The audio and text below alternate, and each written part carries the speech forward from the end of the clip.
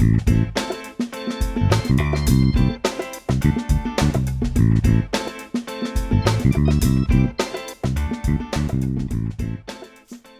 this is Jay from Outer Space Games. I got a huge box today from UPS, so we're going to be unboxing for you Kingdom Death Monster. This is the Survivor level pledge. As you can see on the outside of the box, it says core game and 1 Survivor rewards box.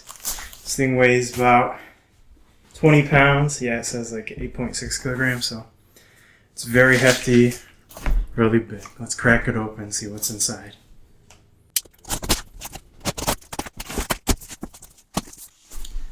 Try not to cut too deeply, which is a good thing. They have this thin piece of cardboard protecting it.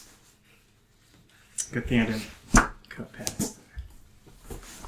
Alright, so first up we have the survival level rewards. Shrink wrapped, this nice box with the I Love Poots, Adam Poots company logo. Sorry for the glare.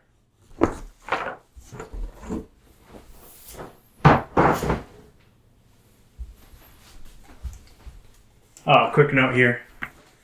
You'll see this kind of became an in-joke, the thank you Baxers. It's a misspelling, which Adam often does with his posts, and just became a permanent thing. I'm guessing it was done tongue-in-cheek, or he just actually misspelled it. Either way, it's pretty funny. So, this thing actually fills the box and is a little harder to get out.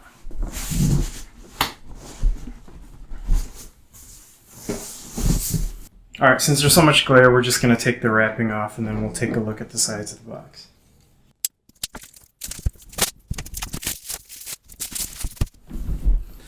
Alright, now we got the shrink wrap off. You can see the design a little better. It's got this glossy black raised ink. Not raised, sorry, just glossy.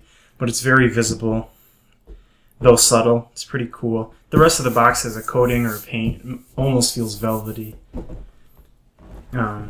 Not really textured, but very soft. On the sides, yeah, you can't really see it on the camera, but there's the Kingdom Death Monster logo and the Poots logo on the sides. Real quick on the back. Man, that is heavy. You have the Survivor artwork. You can see them kind of sleeping before they begin their quest, lying on this ground with masks or faces on it. Here we can clearly see it's mature content, 17 plus, for 1 to 4 players. Oh, it actually includes variant rules for up to 6 players. That's pretty cool. So solo all the way to 6 players. I will note, looks like a little bit of damage from the box. The Survivor rewards wasn't quite as big, so it looks like it made a little mark here. But hopefully the contents inside are all good.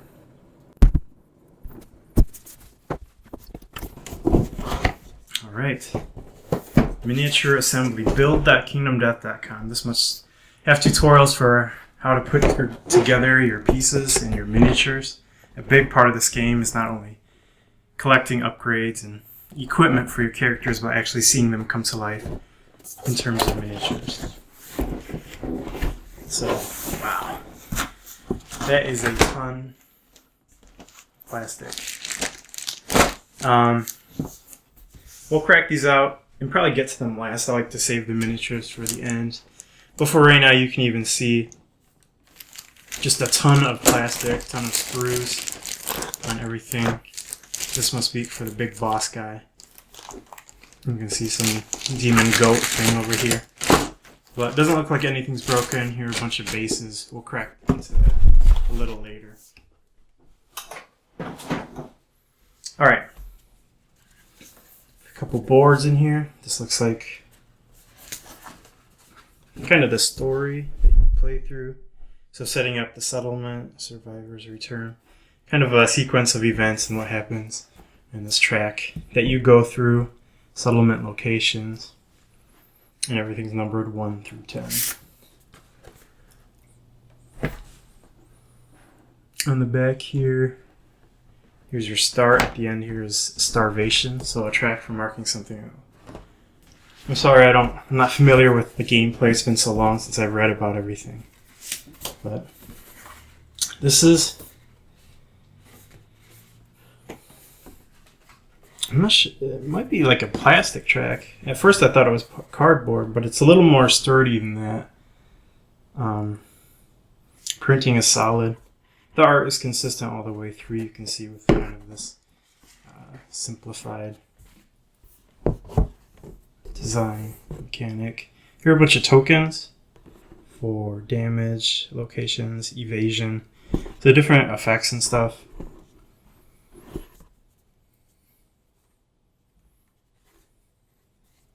This is not a super thick cardboard, but it looks to do the job. I'm not sure how often you use these. Looks like this side is positive stats, so +1 evasion, +1 luck, while on the other side you have -1 damage, -1 evasion, so positive and negative side gunshots. Here are, must be different objective markers, other things like that. You can see the actual artwork for it has this, a lot of line art with simple coloring, but it kind of brings a feel of history or having some foundation behind it, like you're discovering this old existing world. Here we get to the main game board. See, it's very large, very subtle, similar to the back. You have all these faces and everything. In the center here you have a pedestal, must be where some of the action takes place and where you fight. Here's areas for decks and things like that. Everything is labeled, so you know if something is supposed to be placed on a specific grid or marker. Here's a pad for all your stats. You can see you can put their name, their survival points, damage to their head, arms, or equipment you have in all these places, weapons and everything. So you really level up your characters as you go. I've heard this game is pretty difficult, which is probably why they give you a big pad, so that when your characters do inevitably die, you'll be able to create a new one pretty easily. So that's cool. You get a whole pad with that, though. Here is a Survivor's Act. I believe this is how you load out or equip your people by fitting things into these areas. Man, there is so much stuff in here. Alright, now you can get a better sense of how the box is laid out. You can see there are clear dividers for sets of cards. It looks like you'll be able to sleeve them and fit the sleeved cards in the inserts, though I'm not sure if there's enough horizontal room. So we have the large cards here, smaller square-shaped cards. So much to get through. So let's start with something bigger. Alright, this gigantic thing appears to be a rule book. Yep, so here we have some lore and a story in the beginning. Just letting us know how we got into this world of Kingdom Death. And then you start with the storylines. They tell you how to assemble the miniatures, how to set up things on the map. Different items, different loadouts. Everything is colored on the side band here, so you can flip quickly. This is resources. This is showdown phase, hunt event table. So everything's labeled on the side so you can clearly see. So tons of artwork scattered throughout here. Definitely not for children though, so not a family friendly. Ooh. Here's like a comic of maybe the events that happen. So this thing is packed with content and printed on some nice quality paper. Looks like 220 pages for I think to call it just an instruction booklet would give it a disservice. So, this guide for the game.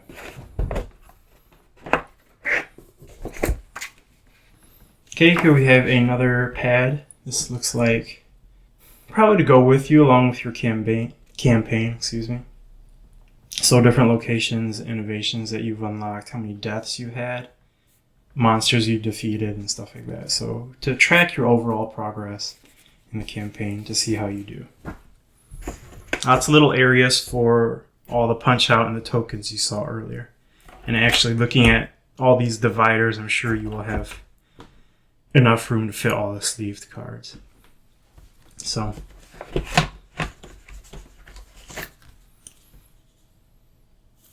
these are settlement events. I can't express to you how much stuff there is in the box. So some of our other unboxings like Cthulhu Wars or Journey, they also had huge boxes, but so many of those were, so much of that space was miniatures or just punch outs, or like Aliens Predator, you had a ton of cardboard, but this one just has so many components that are all like top quality produced. So, like I said, these are settlement events, things that happen to your settlements, Elder Council, Hunt Reenactment. So, just a lot of different things that happen. There's a ton of information on here. I'm not sure how they affect the game, but it looks like a lot of thought has gone into it. So, a nice stack of those.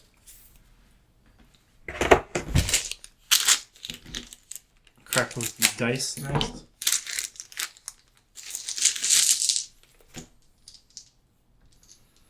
So we have some D6s and then a bunch of D10s. It looks like 5 black D10s, a white one, and 4 D6s. These have their own unique symbols on there, which looks like wound locations where you suffer wounds from. You probably roll these when you both attack and suffer wounds yourself. So a couple different places where you can get hurt. These D10s do have a special, I guess, a spot for the number 10. Or is it the 0, I should say. But it's the little lantern that serves as, I guess, the guiding light in the Kingdom Death world. And the white one has it on there as well. So, some custom dice. Alright. This next stack of things I've opened seem like locations where you can get things done, like shops or crafts people. Here, for instance, you can see at the Barber Surgeon, if you trade in 1 leather and 2 bones, you can craft yourself a first aid kit. 1 scrap, 1 pelt gets you a scavenger kit. So, these are things you can trade in to buy various upgrades and equipment. At the blacksmith, you can get, for instance, this set of lantern gear, lantern helm, lantern gauntlets, etc., including shields and dagger, sword, and a glaive. Special weapons look like a Dragon Slayer or Perfect Slayer. So trade in your materials for these different items. A bone smith, exhausted lantern, horde. Okay, so here you can build the bone smith by having these various items. Oops. So a lot of different crafting locations and places to visit for your equipment. So along with those locations, here you have, like we talked about, Barber Surgeon, the blacksmith. So all those locations, it looks like you can put these down probably to show that you've unlocked it or something, and then place the items which you purchase or are available for purchase on these. So here you have other labels and markers. Actually, these are probably dividers for the box, it seems like. So you can say here are all the cards for, in this deck, armor sets, basic resources, innovations, so that to help you sort and everything, these seem like tabs. Back behind here you have the enemies. So you have the Watcher, White Lion, Butcher, Kingsman. So it tells you how to set up their AI deck, which is how you control the enemy, I guess, acts in the game. So it tells you how many of each card to put in that deck. And HL, not sure what that stands for, or R, maybe things that it drops and stuff like that. But just the different items and how to set up for the bosses. But I'm guessing also for setup you can have those stacked together somewhere or be able to pull it out for a quick reference. So those are those reference tabs. I will say everything you can see is black. I'm not sure how that'll hold up to extended play, but hopefully it survives pretty well.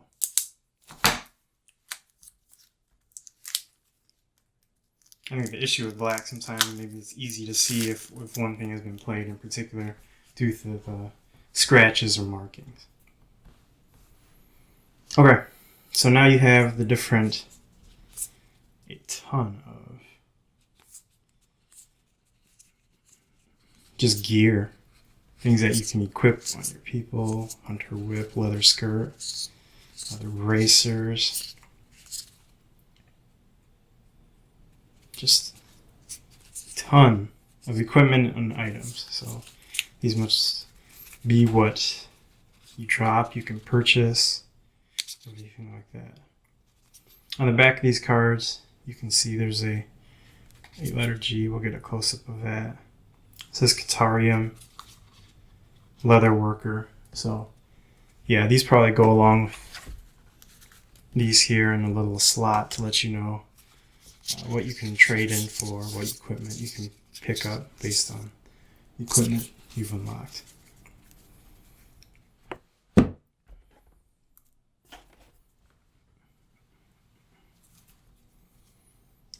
Some different items and stuff. Just a quick glance. I'm not trying to bust these all open. Here you have white-backed cards, which say starting gear very clearly. The other ones, the G must just mean gear, if this one means starting gear. So this must be what your survivors start with. So you get a good chunk of the white starting gear, and then just a ton of other things that you can pick up along the way. Now to the quote-unquote normal decks of cards. Alright, these are split up with different... So this one has a D, for instance, for disorders. Both of them have this purple on it to differentiate. Here we have AI cards. These have weak spot trait. So how the monster attacks, what it's doing based on that AI card which was drawn. This one is called Clang. So a bunch of AI cards here which tell you exactly how things work.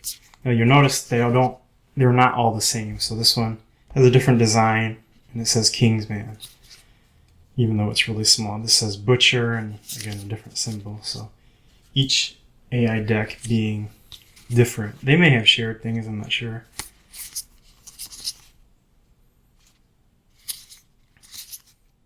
So, but pretty cool. That's how your enemies will act in the game. Here the R stands for basic resources. So monster hide, bunch of monster hides, monster organ. So just other things you unlock. Feels very Monster Hunter-like as you defeat enemies, you'll carve them up and get your rewards from their carcasses.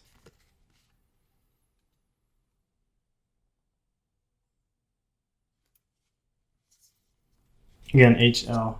I should look this up and just see what those stand for, but it seems like special events or things that happen. Maybe you shuffle them into the AI deck, and when you draw it, you have different things that happen. Here it's called Cleaver, or Impervious, Furious Gauntlet, things like that. And finally we have this lighter color called Hunt Events, which probably happen as you go through your hunts. So It's very hefty, a ton of things, and that was for like, it looked like 2 enemies.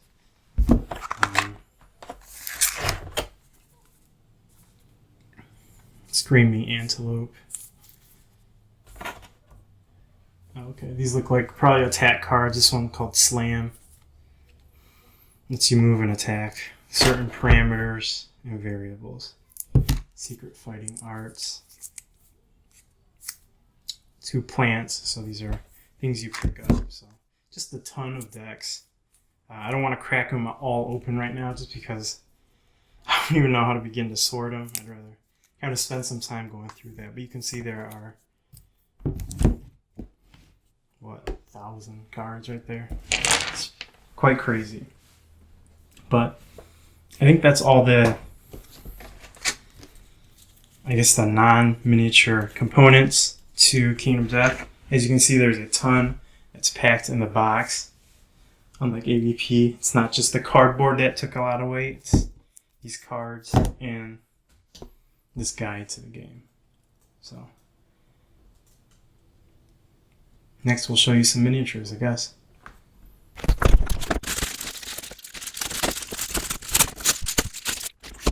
Alright, so we'll start with the bases. This is probably for the big boss.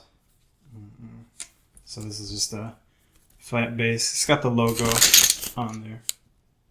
Next one are these, the heads, or the bases with the heads on it. I guess the world is just littered with these things, so people walk on them. It's basically the ground. The larger ones just have a texture on them. Some more heads. Bases. And you also have a couple which don't either. So looks like a good variety on the back of these. On the smaller ones you also have the Poots logo. But no one cares about the bases really.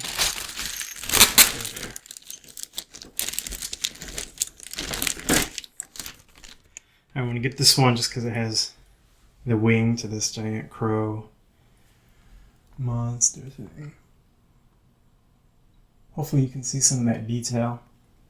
These are all plastic, but I think Poots tried to do a good job of making sure a lot of that detail was there. You can see all the wings, the tiny details. There's a whole bunch of like hands here.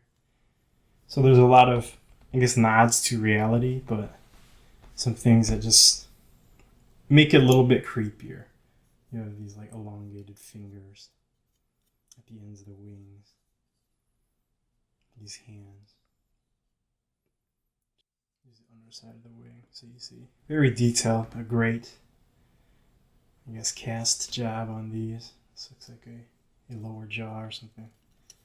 But a lot of different pieces. Hopefully I can keep track of them all.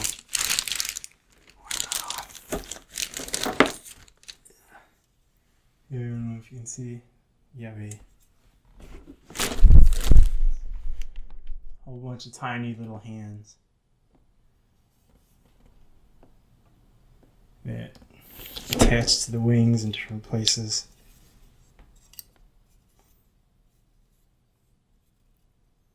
Detail on here is really good though, and all these feather marks.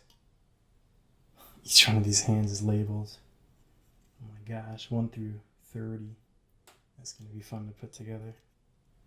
I can't even imagine the resin.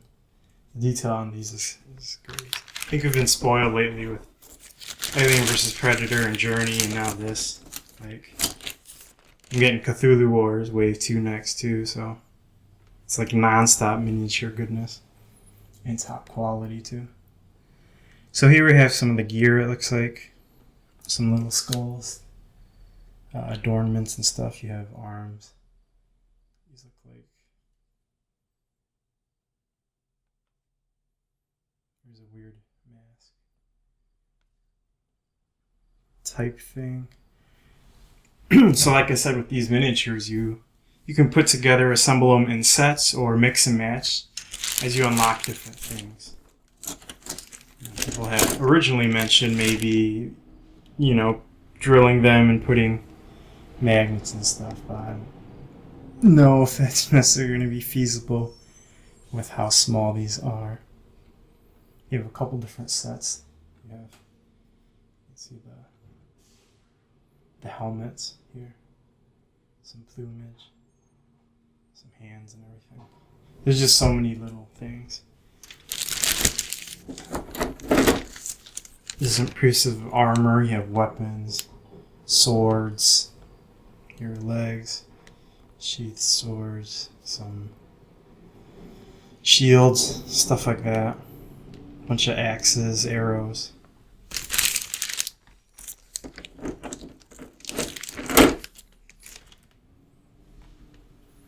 So, if you didn't know by now, this game is as much about the miniatures as it is about the game. At least at first glance. I'm sure these painted up and assembled probably look really amazing. But I'm impressed even just by the screws and everything. Try to get you a bigger looking beastie creature over here.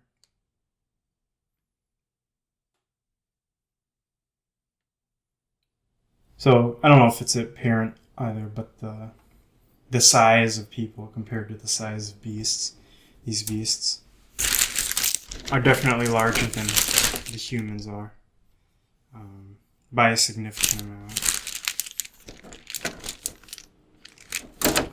Trying to grab some other fluid. Alright. I want to grab the sprue with the survivors on it. So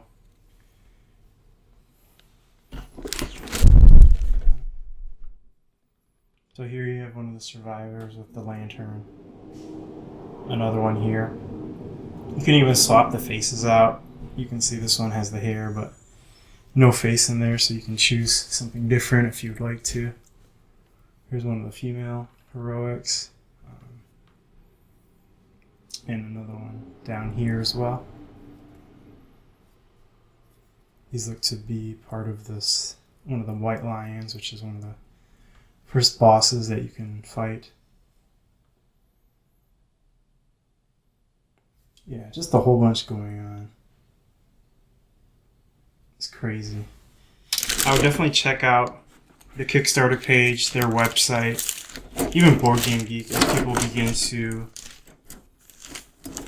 assemble these pieces and really put together some of these models.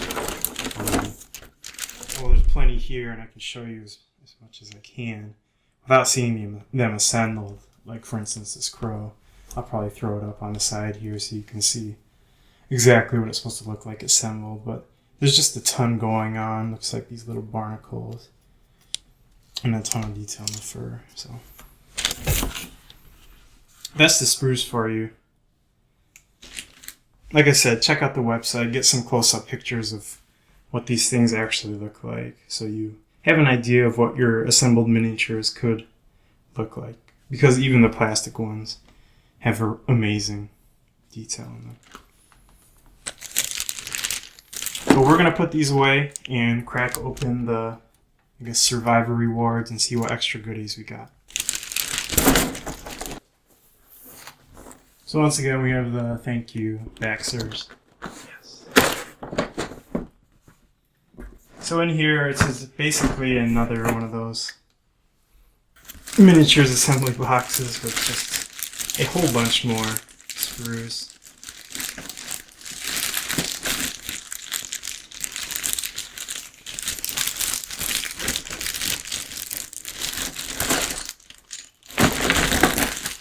I can't remember exactly what was included this time around, but you can see there's another one of the, I don't know what the boss is called, but that big crow, raven type of thing, and some other animals, different armor sets and stuff that are included extra on top of the initial pledge. So, not going to go through it all since you can only show so many sprues without showing the actual model. But all in all, pretty cool. It's a giant box with tons of goodies stuffed into it. I'm glad I got in at the Kickstarter level. I hope the game ends up being as good as the components being. Everything is top quality. I do wish I had another opportunity to throw a little bit more. something we were promised, but never had the opportunity to do so at my pledge level.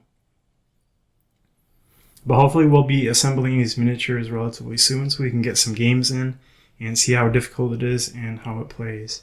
Looks like there's a lot of game in this box, so you're not just paying for gorgeous miniatures, you're paying for a pretty in-depth game as well.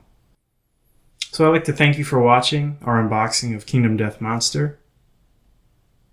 If you like this video, you can find some more unboxings and play sessions on our YouTube channel at Out of Space Games. We also host a podcast at Out of Space Games, which you can find on iTunes or TuneIn Radio, Stitcher, and other great podcatchers out there.